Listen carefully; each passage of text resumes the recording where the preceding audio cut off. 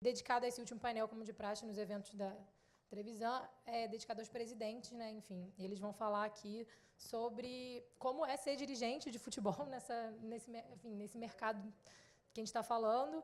Vai falar sobre estratégia, gestão, marketing, enfim, como eles podem melhorar público no estádio, qual é a visão deles do futuro, inclusive sobre direitos de transmissão, né, como vai ser individual ou não, enfim, toda essa discussão, qual é a visão dos presidentes. Antecipadamente, já vou dizer aqui que o presidente do São Paulo não vai estar presente, o Leco, ele teve uma reunião de urgência, infelizmente ele não pôde vir. Então, vou convidar o Modesto Roma Júnior, presidente do Santos Futebol Clube, por favor.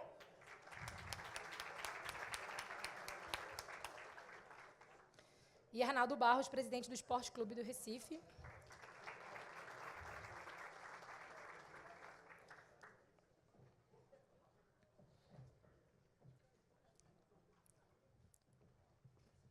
Bom debate para vocês. Boa sorte. Muito bem, chegamos no último painel do evento. Antes de começar, eu queria prestar uma homenagem. Há 2 anos, nós fizemos um outro evento nosso, o Fórum Business FC, de gestão do futebol. E num painel como esse, painel de presidentes, em que estavam presentes Marcelo Santana, do Bahia, Romildo Bolzan, do Grêmio, Eduardo Bandeira, do Flamengo. Também estava presente o presidente da Chapecoense, Sandro Palaoro, falecido no trágico acidente. Então a gente separou um trecho dessa fala que ele fez no nosso evento, que nós vamos mostrar agora.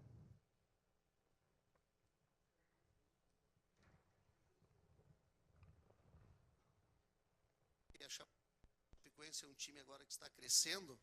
A gente tem todo o respeito para um Flamengo e um Corinthians, que tem as maiores verbas do Campeonato Brasileiro.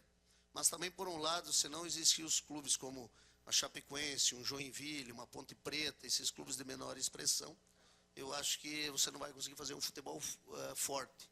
Nós temos uma verba de televisão de 21 milhões esse ano. Se nós cairmos para a Série B, o ano que vem minha verba é 3 milhões. Eu não posso fazer contrato longo de jogadores, porque se eu fizer contrato longo de jogadores, o ano que vem eu quebro o clube, né? E nós tentamos, foi o único clube, o último clube que assinou com a Rede Globo no início de fevereiro, que nós tínhamos uma pequena reserva do ano passado, que nós poderíamos trabalhar janeiro, mas ficamos sozinhos na briga e tivemos que acatar e receber os 21 milhões, né? A gente acha que é pouco para você poder fazer futebol e brigar com os grandes clubes do Brasil. Então, esse ano nós temos um desafio ainda maior, que é permanecer novamente na Série A do Campeonato Brasileiro.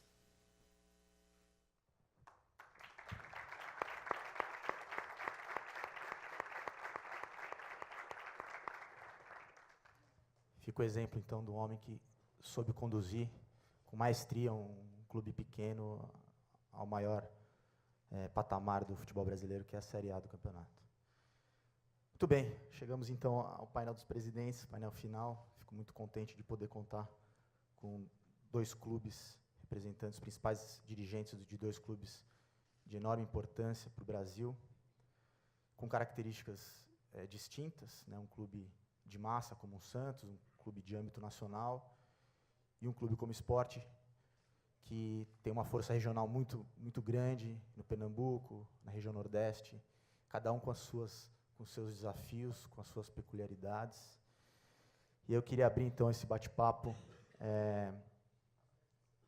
pedindo para cada um falar sobre a estratégia para o seu clube, de acordo com essas características, o que podemos vislumbrar para Santos e para Esporte Clube do Recife nos próximos anos.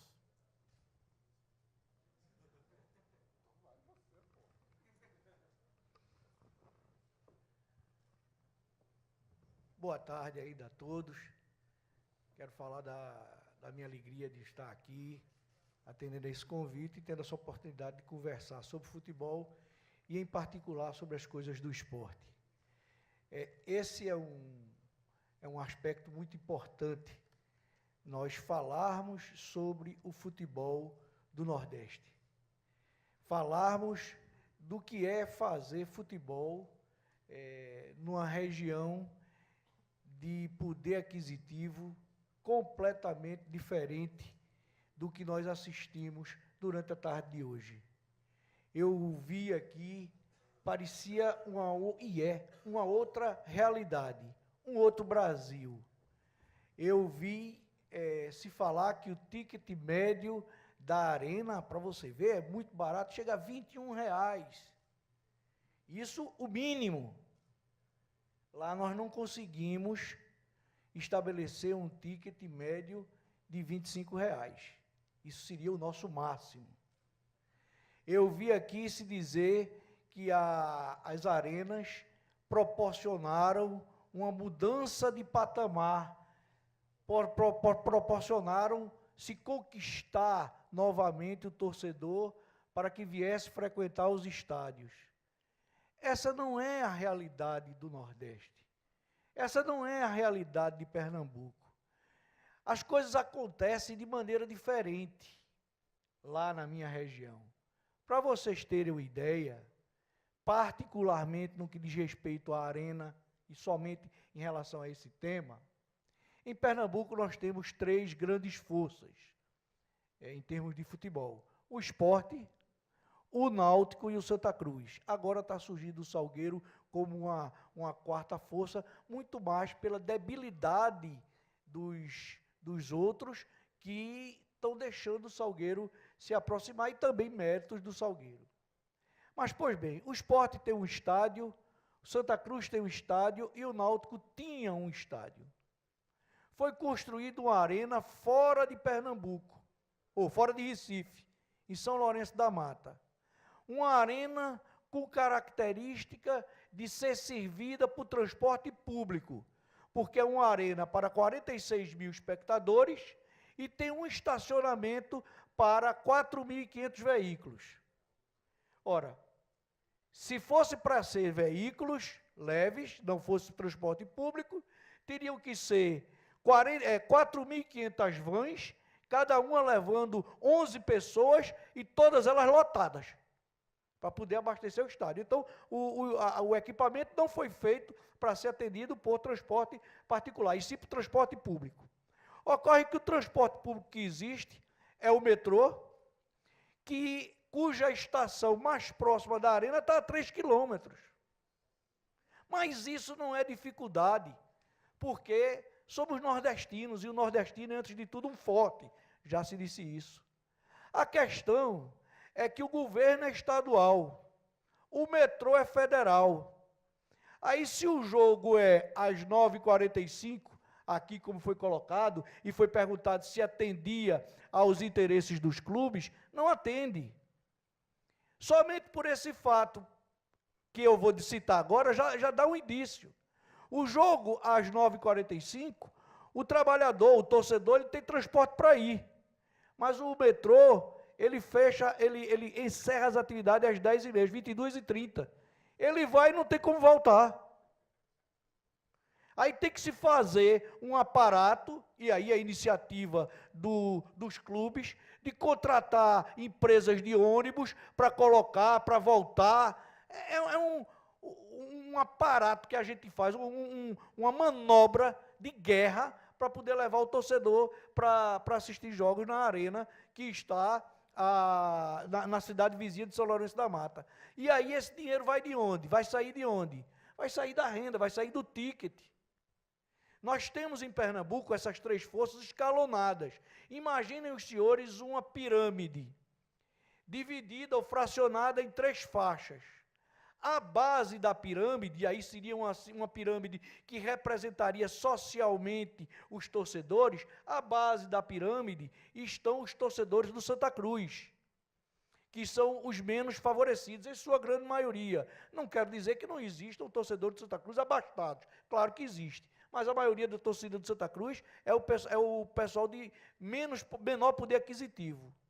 No ápice da pirâmide e também em menor quantidade, nós temos a torcida do Náutico, que antigamente se intitulava o aristocrático, né? Porque é uma torcida menor, em menor número, e com poder aquisitivo maior.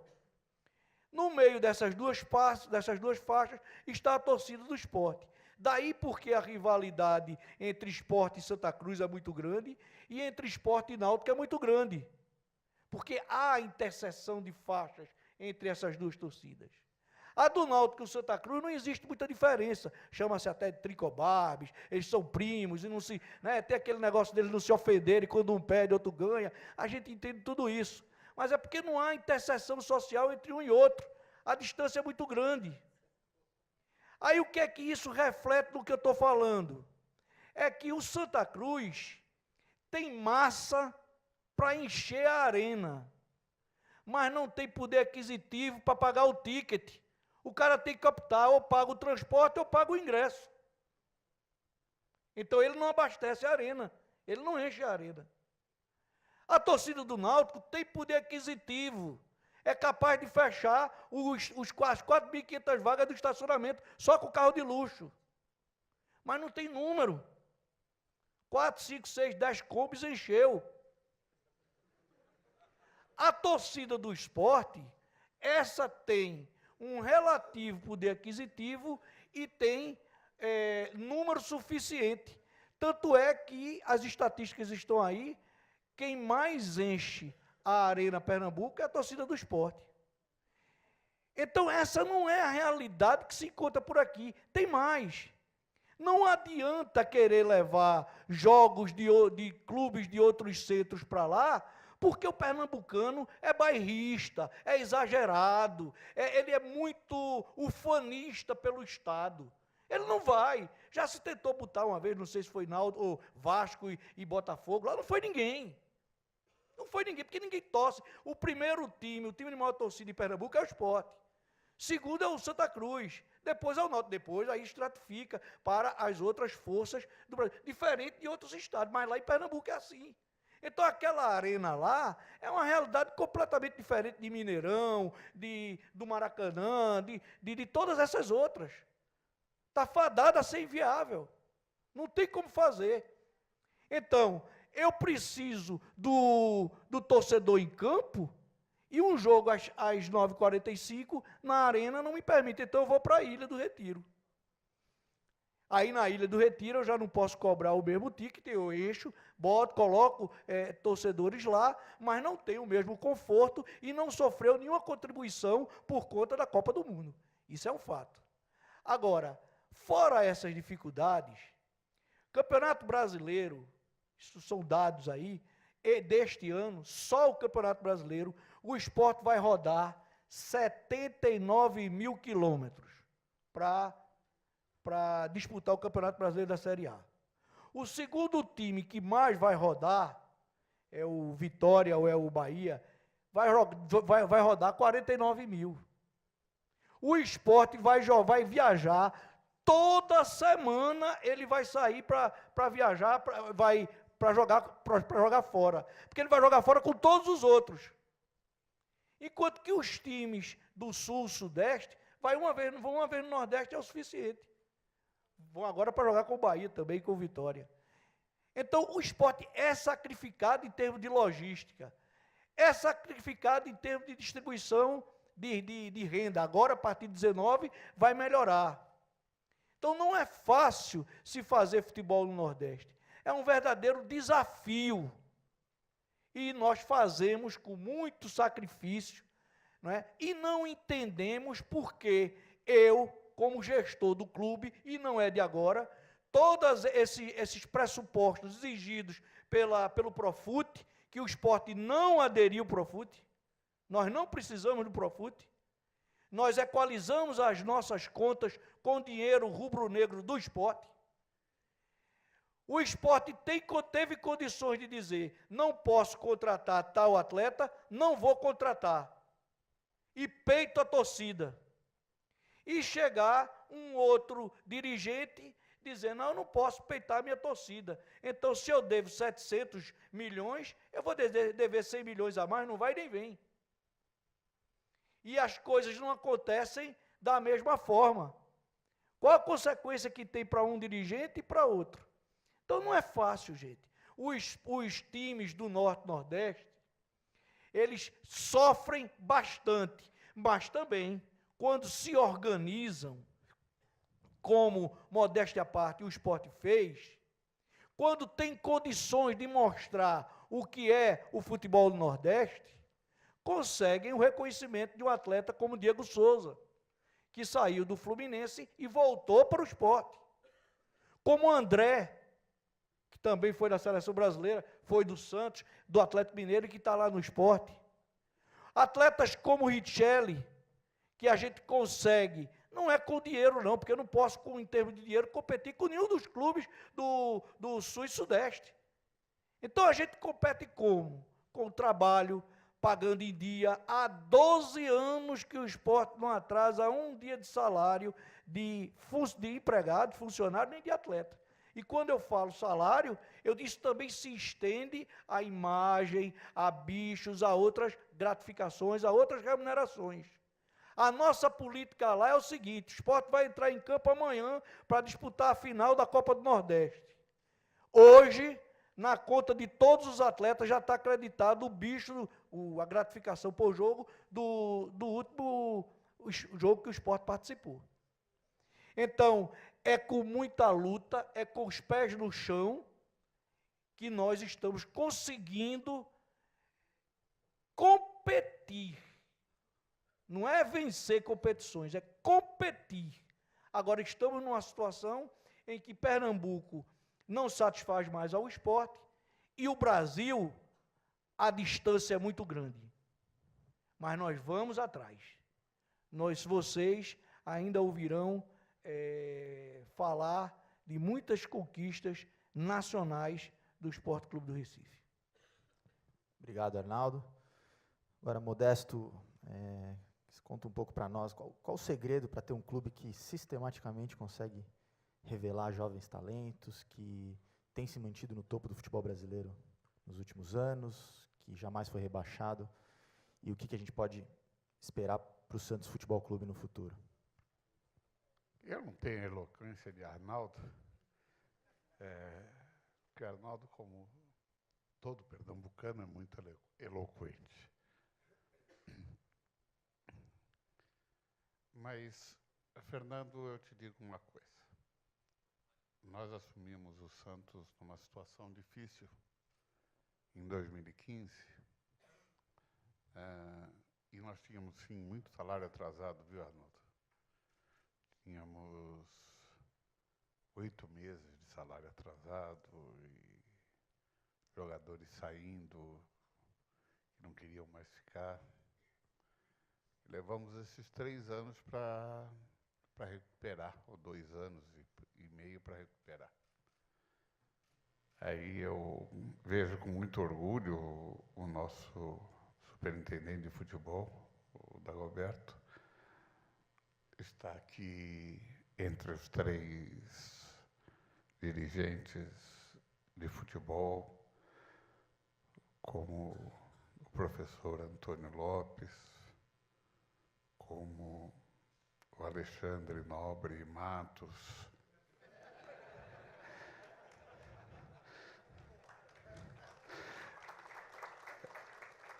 que são grandes dirigentes e fazem um grande trabalho no futebol. O Santos tem disputado todos os títulos. Disputou o Paulista, disputou a Copa do Brasil, disputou o Brasileiro, está disputando o Libertadores, com muito esforço e com muito empenho. Temos um elenco muito enxuto, muito contido, mas um elenco muito unido e muito bem trabalhado e conduzido. E às vezes me perguntam, poxa, mas você mantém o treinador há 2 anos? E às vezes eu me pergunto também, você mantém esse cara há 2 anos, esse narigudo chato? O Dagoberto também às vezes me pergunta. Todos nós nos perguntamos. E todos nós temos a resposta. Nós mantemos uma filosofia de trabalho. Nós mantemos um esquema de trabalho. nós mantemos um planejamento. O que nós planejamos no começo da gestão, nós estamos mantendo. Nós estamos conduzindo o clube sabendo o que vai acontecer daqui a 30, daqui a 60, daqui a 120 dias. Nós sabemos o que vai acontecer. Quando me perguntaram, é bom para o clube jogar às 21h45? E eu respondi dali, não, não é. Não é bom para o clube, mas é bom para a Globo. E hoje o que importa é o que é bom para a Globo e não o que é bom para o clube. Falo isso como já falei para o Fernando Manuel, que está aqui nos ouvindo algumas vezes.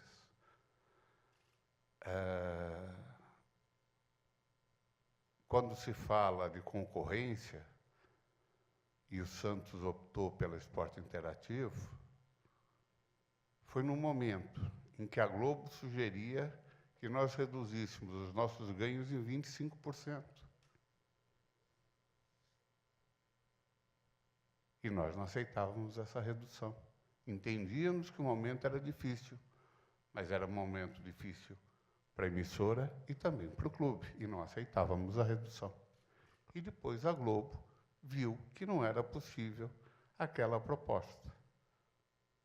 Mas nós já tínhamos compromissos assumidos em outro sentido. Se o Santos vai ou não fechar com a Globo a TV aberta e o pay-per-view, não sei. Talvez eu e Fernando Manuel um dia chegamos a um acordo. Ou talvez nós vejamos que é melhor não ter mais TV aberta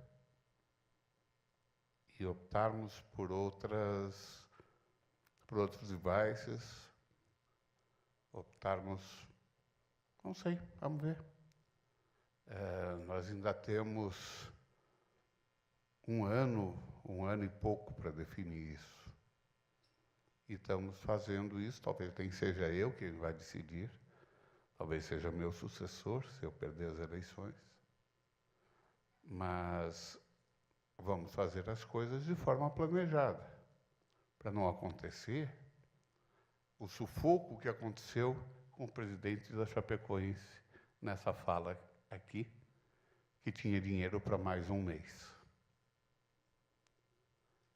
Nós temos o planejamento para suportar pressões, tanto de mídia quanto de patrocinador, em todas as áreas. E temos que fazer a administração baseada nesse planejamento. E é isso que buscamos fazer. Formar uma base forte, entendendo que o melhor para o atleta que está se formando é vir para a nossa base, porque lá ele vai ter a oportunidade de crescer e de subir. Mas sabemos também que hoje tem vamos achar a palavra correta, o desassossego dos empresários, que preferem sempre olhar os interesses dele, empresário, do que o interesse dos jogadores do clube. Mas, mesmo assim, nós vamos continuar tentando orientar esses meninos a buscarem o melhor para si e fazer do Santos um dos atletas da base, respondendo à tua pergunta inicial, Fernando. Como todos sabem, a grande maioria dos clubes brasileiros são entidades sociais e, portanto, com vieses políticos, né? E que, portanto, também tem que ter dirigentes não remunerados, voluntários. Ao mesmo tempo, estamos falando de cada vez mais de negócios que movimentam milhões, em alguns clubes centenas de milhões de reais. E a gente também assiste a riscos de que grandes projetos se percam na medida em que a cada 2, 3 ou 4 anos muda-se a gestão. O clube é obrigado a mudar uma gestão e pode colocar tudo por água abaixo. Como é que vocês analisam essa dicotomia entre uma entidade social de um lado, associativa, e por outro, um grande negócio que movimenta milhões? Olha, para eu responder essa pergunta é muito fácil. Eu recentemente saí de uma campanha eleitoral, eu sou presidente pela primeira vez, estou há pouco mais de 120 dias no mandato, mas eu era vice-presidente executivo na gestão anterior, vice-presidente de futebol na outra, ou de jurídico na outra. O meu lema de campanha era profissionalismo. O esporte reconhece a valorosa e até mesmo essencial colaboração do dirigente voluntário, o torcedor, o sócio, o apaixonado, que vai ter sempre o componente emocional para apimentar o debate. Mas, para cada vice-presidência que o esporte tem, e o esporte tem 8 vice-presidências, jurídica, marketing, administrativo, né, esporte olímpico e amadores e por aí vai, médica, para cada uma dessas vice-presidências, existe um profissional contratado no mercado que é um técnico. E para você profissionalizar, não basta apenas você contratar o profissional e dizer, olha, eu tenho um profissional. Não é isso. Você tem que contratar e delegar efetivamente. Tem que confiar no trabalho do profissional. Se o profissional não está atendendo as expectativas, troca. Mas você tem que respeitar a cientificidade da gestão. Nós no esporte temos um planejamento estratégico em que nós temos traçadas as metas para esse ano, para o outro ano, que é o final da minha gestão, mas temos também objetivos estratégicos traçados para daqui a 5 e 10 anos. Temos marcos estratégicos a serem perseguidos. E Modesto foi muito feliz quando ele diz que tem uma filosofia de gestão. Isso é que faz o clube crescer. Isso é que lhe dá segurança. Porque não adianta você ter planejamento estratégico se você não tiver a vontade política de seguir efetivamente aquele planejamento estratégico que foi traçado. Às vezes, eu também não sou de trocar técnico, tanto é que passamos 1 ano e 7 meses, fomos recordistas em determinada ocasião, vejo com satisfação agora que fomos suplantados por Dorival Júnior no Santos, mas Eduardo Batista, por exemplo, passou 1 ano e 7 meses no esporte e saiu porque quis, não porque nós quiséssemos. E passamos com ele por 2 crises. Em uma, o esporte passou 8 partidas sem vencer, e na outra passou 11. E nós, mesmo assim, mantivemos o Eduardo Batista, porque a maneira dele trabalhar, o que ele produzia, era compatível com o planejamento estratégico que foi traçado. Havia uma identidade filosófica para o trabalho. E essa identidade filosófica obedecia às diretrizes traçadas. Eu acho interessante quando o clube não ganha, por algum motivo, aí alguns comentaristas dizem, errou o planejamento, ou então não tem planejamento. Quer dizer, ninguém planeja o insucesso, gente. Ninguém planeja o erro. O que você erra é na execução do planejamento, ou na não execução do planejamento. Você pode tomar decisões erradas. Ninguém é infalível. Mas você tem que procurar, nós lá no esporte procuramos minimizar essa possibilidade de erros. Para vocês terem uma ideia, o nosso planejamento estratégico ele é acompanhado semanalmente. Nós temos uma consultoria que semanalmente, ontem, por exemplo, antes de vir para cá, ontem à tarde, nós tivemos uma reunião com os gestores, esses remunerados, os gestores remunerados, e lá tem as metas da semana anterior, de cada um, porque não cumpriu a meta. Não me interessa a meta que foi cumprida, não. Se foi cumprida, parabéns. Me interessa muito mais a crítica. Por que não cumpriu? Por que não venceu tal jogo? Tá, quais são as medidas corretivas para que isso não torne a acontecer. Isso é no futebol, isso é no marketing, isso é no administrativo, isso é no jurídico. Se você não fizer esse acompanhamento do cumprimento do planejamento estratégico imediatamente, vai ficar para trás alguma coisa fissurada que lá na frente vai cobrar o preço. Então, quando você me pergunta, Fernando, como encarar essa dualidade, digamos assim, eu lhe respondo com tranquilidade, com profissionalismo. Com profissionalismo. O Sport é um dos poucos clubes que tem a função de CEO, correto? Temos. Conta um pouco para a gente.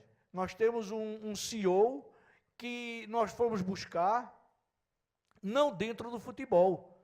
Nós fomos buscar no mercado, fizemos uma exaustiva seleção, primeiro um recrutamento exaustivo, depois uma seleção detalhada. E encontramos um homem que tem a visão fora da caixa. Ele não vê apenas o futebol, ele tem que saber da importância do futebol para o clube, mas ele vê um clube como um todo.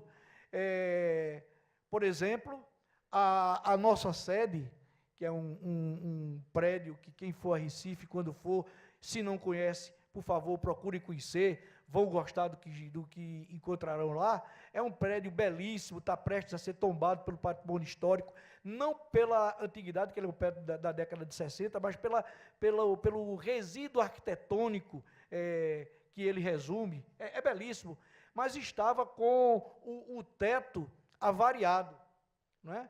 E o próprio sócio não cobra só o desempenho em campo, não, cobrou a reforma da sede. Olha, cadê a reforma da sede e tal? E a gente tem que buscar recursos, parceiros, fazer das tripas coração, como a gente diz lá no Nordeste.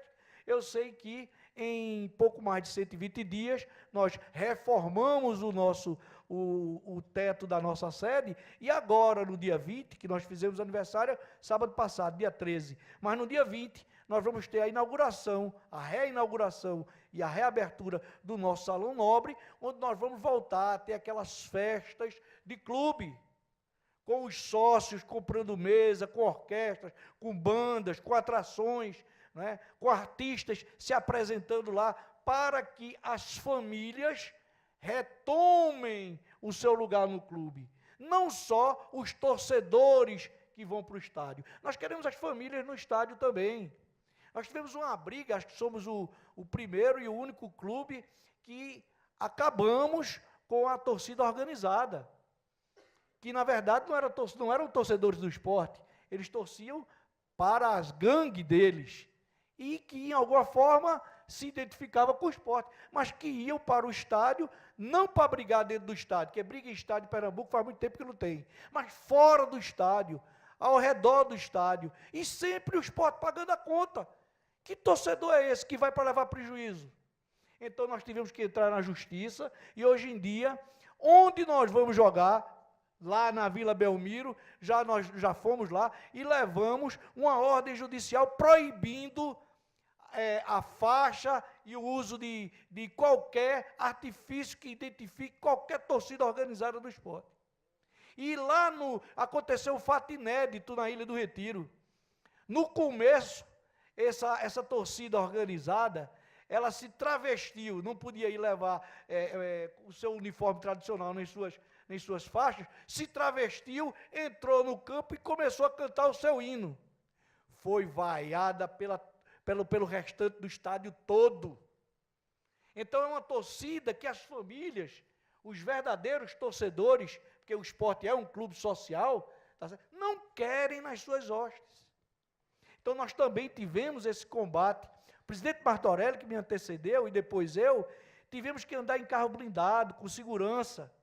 Hoje essa situação está mais, digamos, acomodada. Eles já não vão mais com os seus acessórios, ainda vão, mas não gritam mais os seus hinos, não cantam mais as suas músicas, porque eles são monitorados e permanentemente existem policiais, flagrou, retira, e aí ele vai responder a processo, ele vai se entender lá com a polícia. Mas o CEO em muito contribuiu para para isso, porque ele tem essa visão empresarial, estratégica. E nós respeitamos o profissional, como eu falei. Modesto, qual a sua visão, então, sobre esse contexto, ao mesmo tempo social, político e de negócios? Complicado. Mas é a realidade do futebol brasileiro. Os clubes hoje no Brasil são clubes sociais. Então, nós temos que conviver com essa situação. No Santos, nós não temos um CEO, mas nós temos duas superintendências. Uma superintendência administrativa e uma superintendência de futebol. A de futebol é exercida pelo Dagoberto e o Oswaldo na administrativa. E, felizmente, são pessoas que estão conosco desde o começo da gestão. A gente tem essa mania ruim de manter os profissionais, não ficar trocando. E tanto o Oswaldo quanto o Dagoberto, eles buscam levar o clube dentro das possibilidades do clube. Não é fácil administrar profissionalmente um clube que é social. Porque você tem que largar, por exemplo, o meu lado torcedor não pode existir quando eu estou assumindo a presidência do clube. O lado torcedor do Dagoberto eu sei que também não existe. O Arnaldo tem 8 vice-presidentes, eu tenho um só, graças a Deus.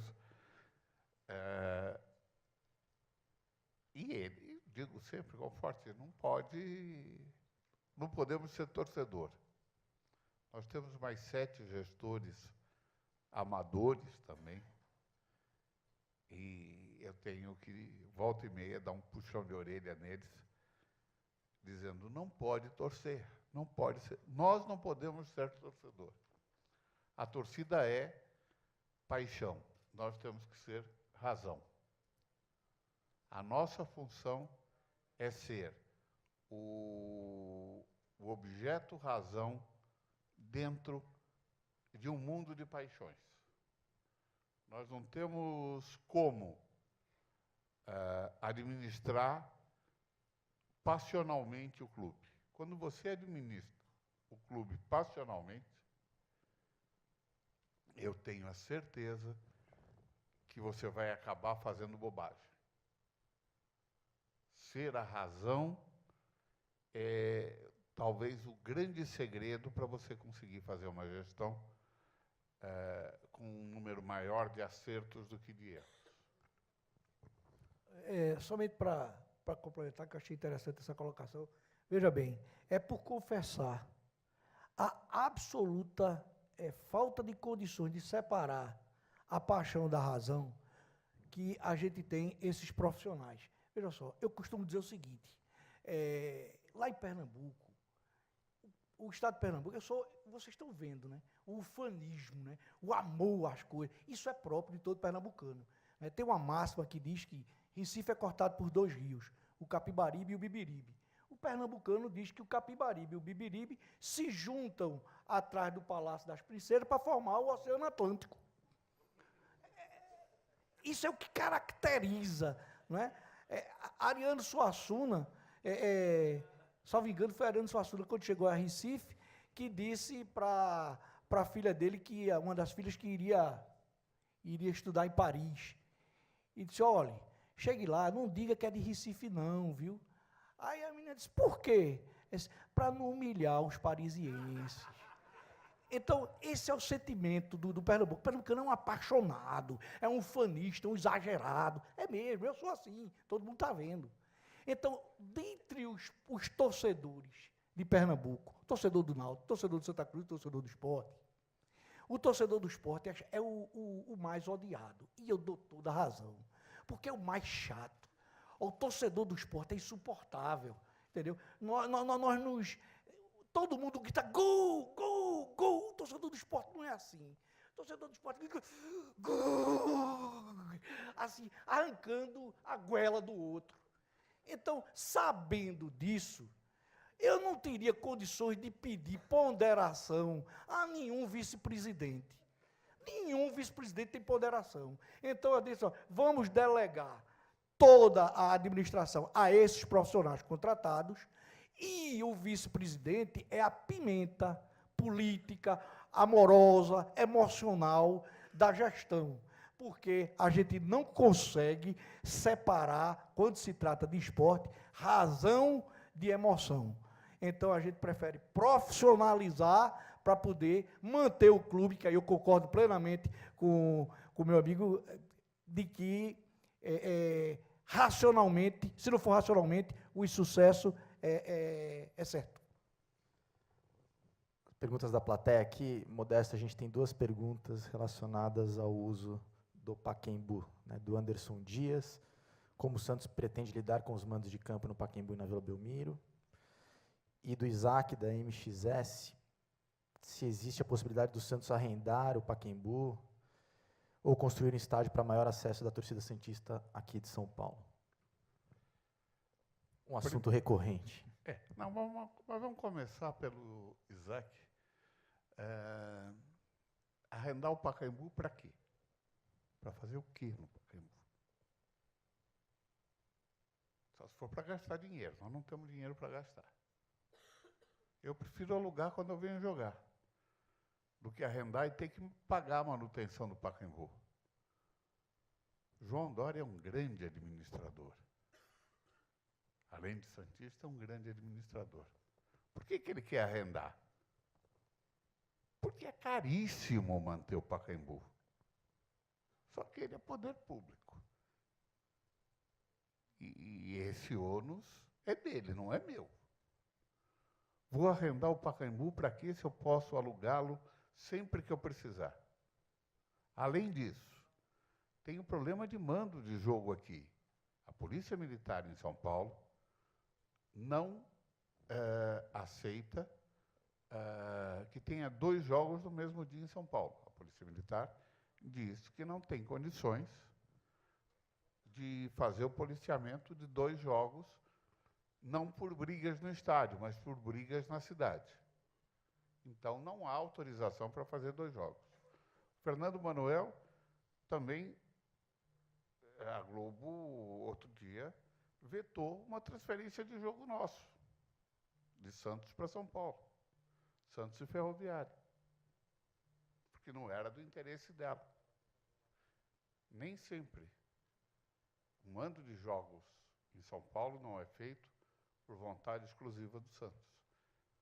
Mas nós temos que respeitar a vontade daquele que comprou os direitos do torneio, a vontade da Polícia Militar, que tem os seus problemas institucionais e estruturais, e respeitar a ordenação da Federação Paulista. Jogar no Pacaembu é muito bom,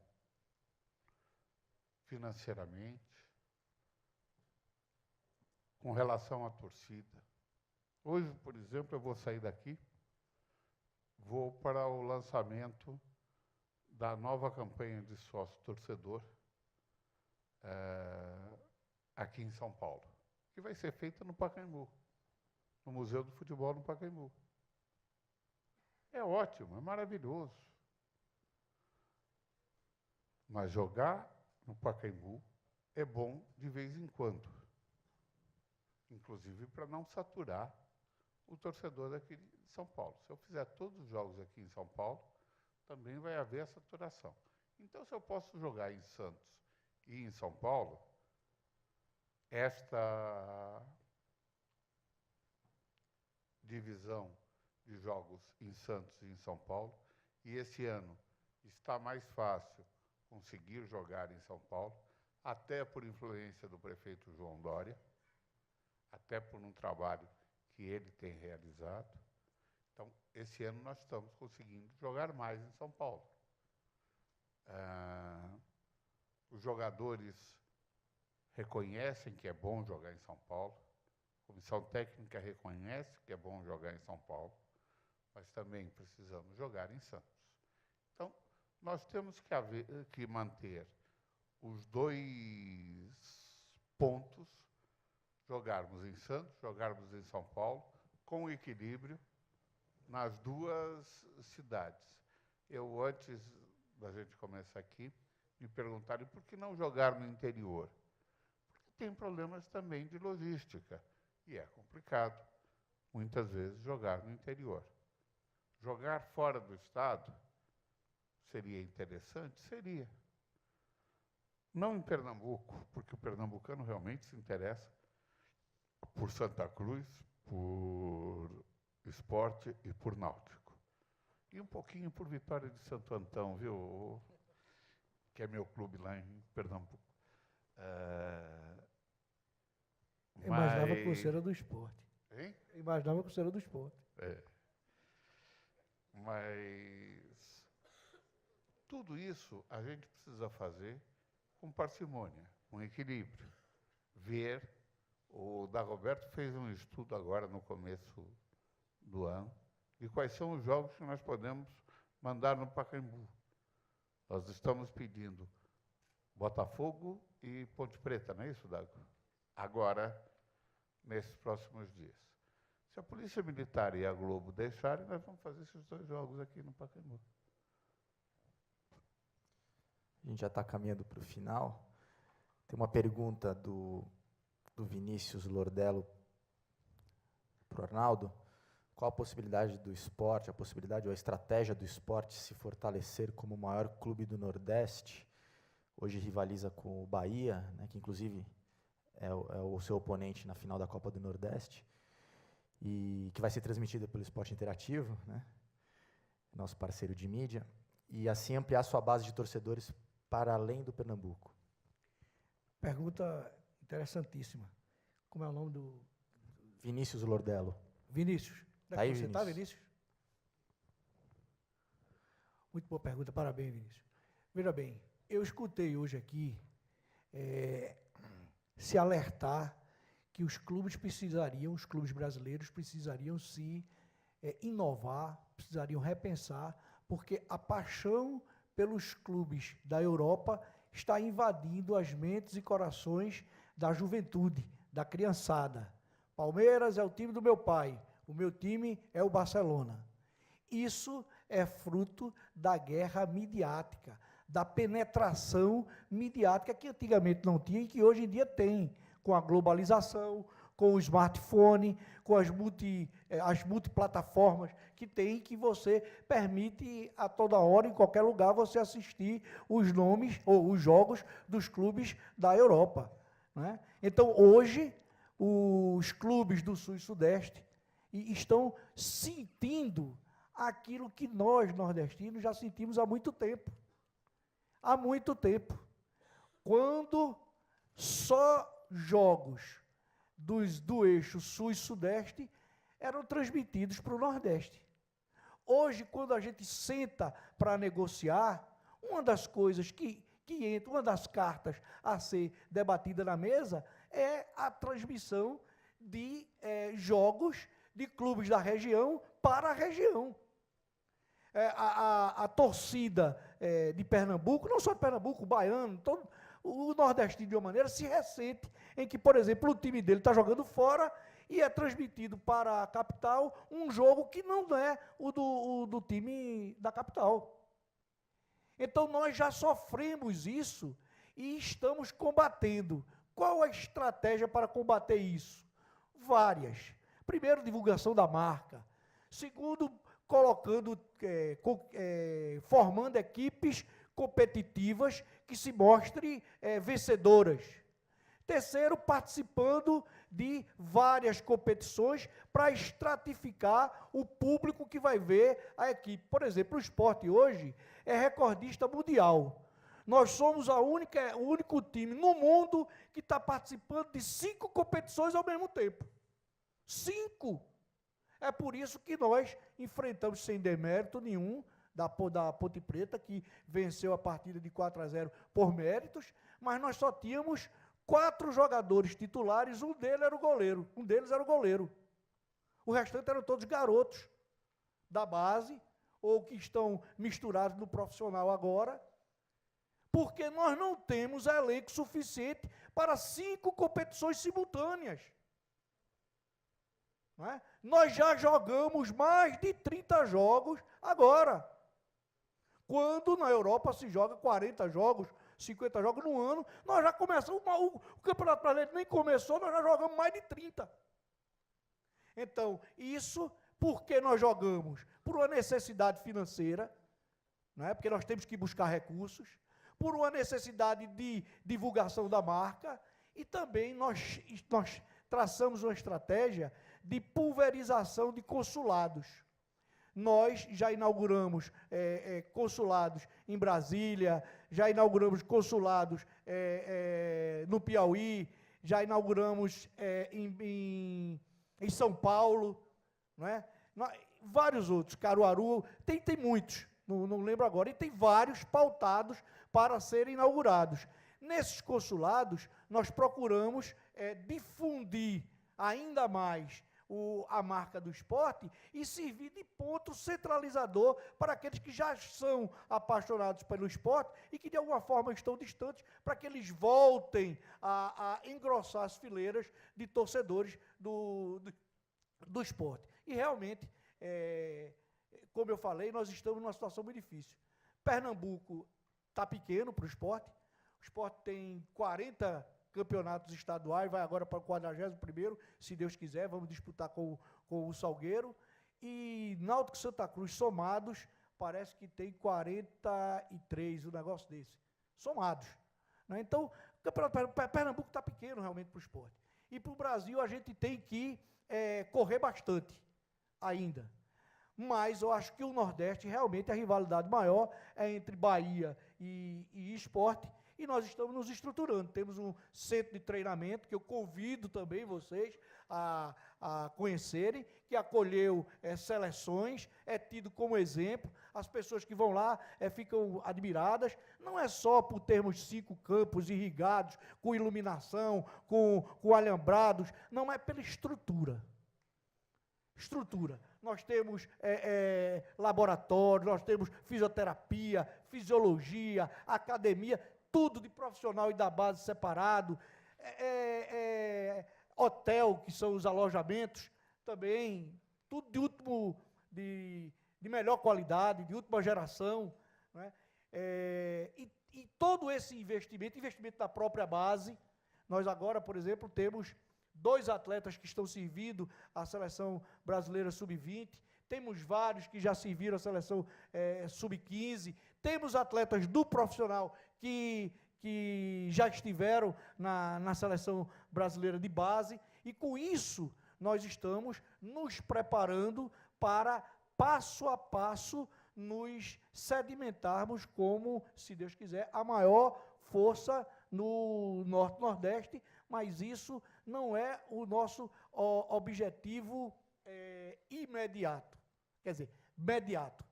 Imediato talvez seja, mas mais para frente nós queremos disputar as competições em pé de igualdade com qualquer outro time do Brasil, apesar da abissal diferença de receita que existe entre um time, por exemplo, como o Santos e o Sport. Muito bem. Infelizmente não dá para responder a todas as perguntas, então eu vou pedir para os nossos debatedores fazerem 1 minuto aí para suas considerações finais sobre tudo que a gente assistiu hoje no nosso evento.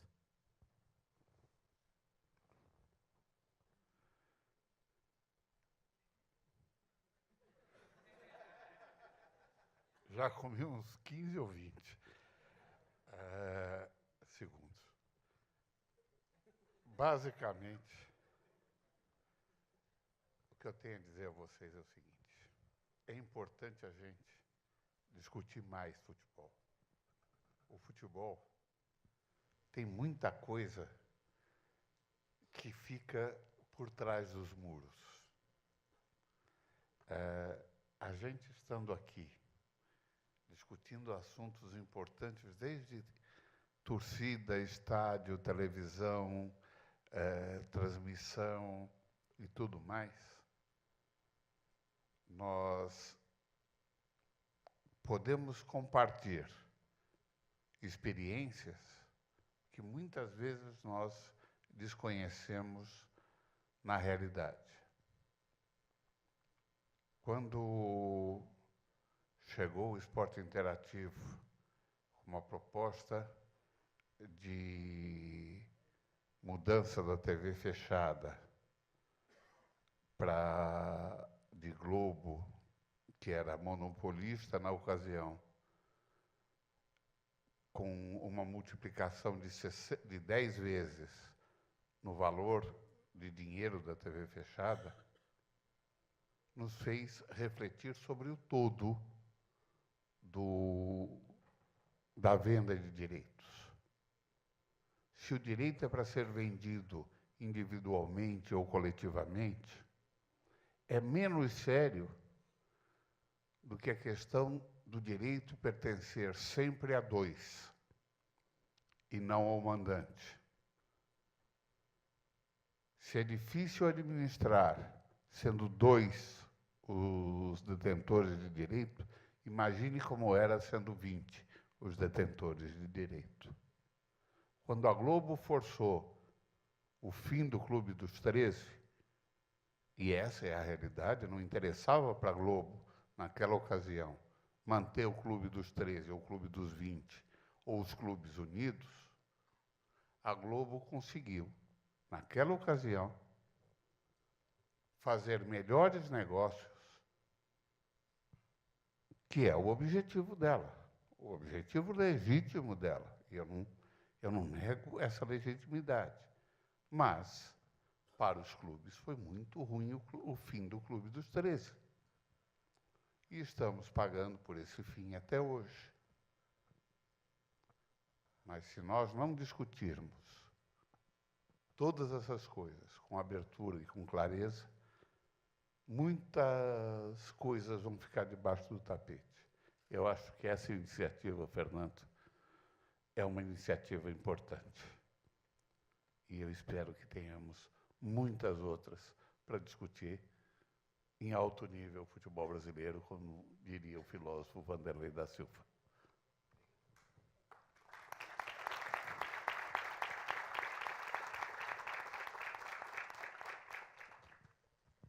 Eu concordo integralmente com as palavras de Modesto, e tem outras coisas que a gente nem sequer tocou e que são igualmente relevantes, que é a função social do esporte, a função social do futebol, o que se pode e o que se deve perseguir por meio do futebol em termos sociais.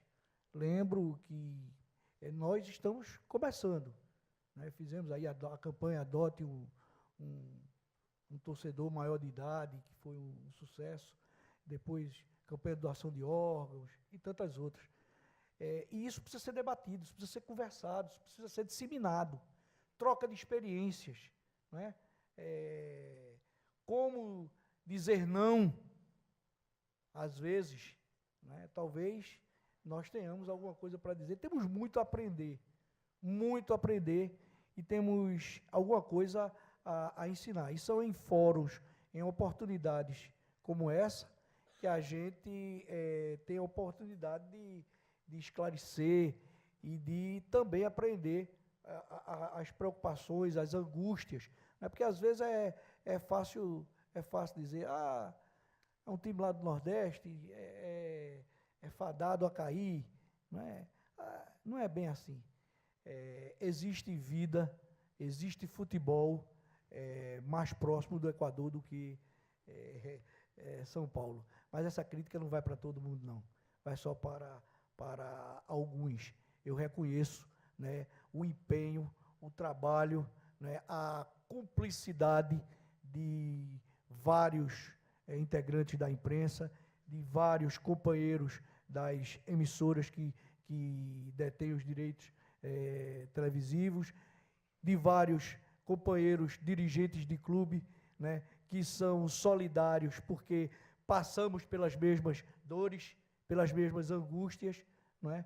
E no final de tudo, não é, eu respeito a paixão de cada um, e o que nós queremos é que essa entidade, esse bem imaterial, valiosíssimo do brasileiro, que é o futebol, né? Alguém já disse, o povo vive de pão e circo, né? O nosso circo é o futebol, né? E eu acho que mais que circo, o futebol pode ser uma sala de aula.